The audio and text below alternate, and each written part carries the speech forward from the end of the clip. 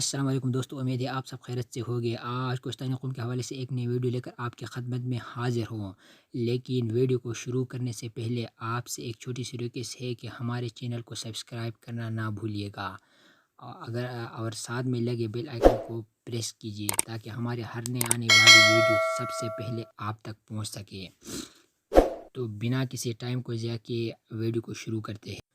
لفظ کوہستانی فارسی الفاظ کوہ اور ستان کا مرکب ہے، جس کے معنی ہے پہاڑوں کی سرزمین، اور کوہستانی اس سے متعلق لوک زبان یا زبانیں۔ یہ الفاظ افغانستان کے درہ نور، کنٹر، دیر کوہستان، سوات کوہستان، اباسین کوہستان میں بسنے والی برادریوں کے لیے استعمال ہوتا ہے۔ یہی وہ علاقہ ہے جسے بعض مورخین نے درستان بھی لکھا ہے، اور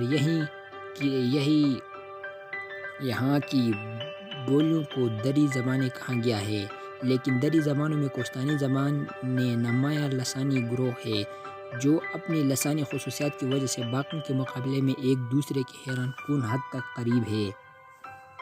مثال کے طور پر ان تمام کوہستانی زبانوں میں 4 یا 5 ایسی آوازیں ہیں جو آس پاس کے پشتو، ہندکو یا گجری زبانوں میں نہیں ہے۔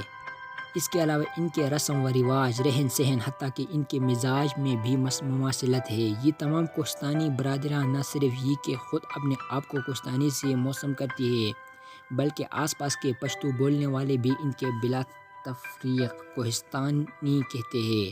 البتہ یہی کوہستانی برادریاں خود ایک دوسرے کو یا ان زبانوں پر کام کرنے والے غیر ملکی انہیں کوہستانی کے علاوہ کوئی اور نام دیتے رہے ہیں تاکہ ایک کوہستانی کا کسی دوسرے کوہستانی سے فرق واضح ہو۔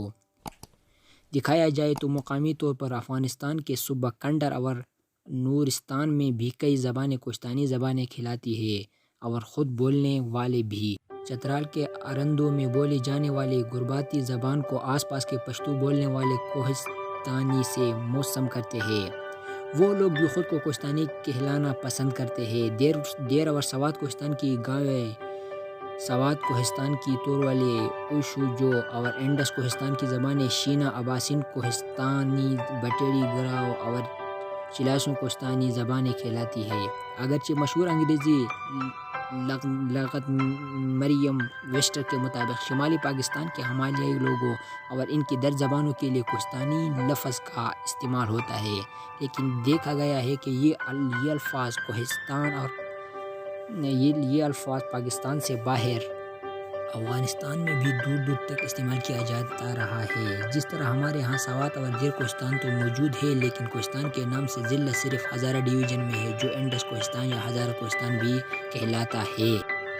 اسی طرح افغانستان میں ولایت کاپیسا میں کوہستان نام کا ایک ضلع ہے۔ صرف اس ضلع کی وجہ سے نہیں بلکہ شمالی افغانستان کی کئی لسانی اکائیوں سے متعلق لوگ اپنے آپ کو اپنے علاقے کی مناسبت سے کوہستانی کہتے آئے ہیں۔ حالیہ تاریخ میں کوہستانی نام اس وقت عالمی میڈیا میں منظر پر آیا جب 2005 میں ہمسا کوہستانی کے نام سے ایک برطانوی ماڈل خاتون نے شہرت حاصل کی۔ وہ ایک افغانی خاتون تھی جو مس انگلینڈ منتخب ہونے کے بعد عالمی مقابلہ حسن کے لیے برطانیہ کی طرف سے نامزد ہو گئی۔ اسی طرح افغانی ایتھلیٹ خاتون تہمینہ کوہستانی اور افغانستان سے آسٹریلیا ہجرت کرنے والی صحافی ایلی کوہستانی نے بھی اس نام سے شہرت حاصل کی۔ حتیٰ کہ 90 کی دہائی میں افغانستان کے ایک وزیر اعظم عبدالصبور فرید کوہستانی ہو گزرے ہیں۔ افغانی ایتھلیٹ خاتون تہمینہ کوہستانی اور افغانستان سے آسٹریلیا ہجرت کرنے والی صحافی ایلی کوہستانی نے بھی اس نام سے شہرت حاصل کی۔ اس سے معلوم ہوتا ہے کہ اپنے آپ کو کوہستانی سے موسوم کرنے والوں کا ایک بڑا نسلی اور لسانی دائرہ ہے جو شمالی افغانستان اور پاکستان میں موجود درج زبانیں بولنے والوں پر مشتمل ہے، اور جس کے اندر چھوٹے لسانی دائروں میں پیشائی، توروالی، گاروی، شینا کوہستانی، انڈس کوہستانی اور دیگر درج زبانیں شامل ہیں۔ کوہستانیوں کے بارے میں عام لوگوں کی معلومات نہ صرف ناکافی بلکہ بعض اوقات ناقص بھی ہوتی ہے۔ یہاں تک کہ بعض لوگ ان کو گوجر قوم کا حصہ سمجھتے ہیں تو بعض کے خیال میں سارے کوہستانی ایک ہی زبان بولتے ہیں۔ مثال کے طور پر سوات کے پشتو بولنے والوں کا خیال ہے کہ بحرین اور کالام کے کوہستانی شاید ایک ہی زبان بولتے ہوں گے، جبکہ حقیقت یہ ہے کہ بحرین کے کوہستانی کالام کے کوہستانیوں کے ساتھ بات کرنے کے لیے پشتو کا سہارا لیتے ہیں۔ اسی طرح انڈس کوہستان میں دریائے سندھ کے مغربی کنارے کے کوہستانی مشرقی کنارے کے کوہستانیوں کے ساتھ اردو میں بات کرتے ہیں۔ سوات اور دیگر علاقوں کے لوگوں کا خیال ہے کہ یہ لوگ شاید کہیں اور سے آ کر یہاں آباد ہوئے ہوں گے۔ اس کے برعکس حقیقت یہ ہے کہ یہ ان علاقوں کے قدیم ترین باشندے ہیں۔ کسی بھی تاریخ دان کے نزدیک ان سے قدیم تر کوئی قوم یہاں آباد نہیں رہی ہے، بلکہ بعض محققین کے خیال میں کوہستانی علاقوں سے محلق علاقوں کے لوگوں کی ایک بڑی تعداد ان کوہستانیوں کی ہے جنہوں نے اپنی زبان ترک کر کے پشتو، ہند کو یا کسی اور زبان کو اپنایا ہوا ہے۔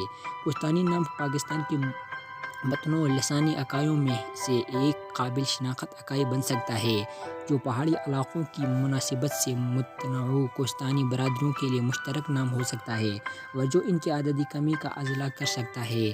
دیگر لسانی اکائیوں کے درمیان ان کے سیاسی قد کٹ اور عددی حجم میں اضافہ کر سکتا ہے اور دردی زبانوں کی کوہستانی شاخ بولنے والوں میں نسلی، لسانی اور ثقافتی قربت میں بڑھ سکتا ہے۔ ان کی آپس کی یہ قربت کسی کے خلاف نہیں بلکہ اپنی شناخت کے لیے ہوگی جو باہمی تنازعات اور مناقشوں کے مقابلے میں سراسر باعث خیر و برکت ہوگی۔ لیکن سوال یہ ہے کہ اپنے انفرادی لسانی شناخت کو ختم کیے بغیر کیسے وسیع تر کوہستانی شناخت کو اجاگر کیا جائے؟ کیسے ایک ہی نسل گروہ سے تعلق رکھنے والے لوگوں میں یکجہتی پیدا کی جائے جو کئی ٹکڑوں میں بٹ گئے ہیں اور جن کے قابل ذکر سیاسی حیثیت نہیں رہی ہے؟ کیسے اس مشترکہ شناخت کو ان کی قوت میں تبدیل کیا جائے جو ان میں اتفاق و اتحاد کو فروغ دے اور ان کو درپیش مشترک مسائل کے حل میں معاون ہو؟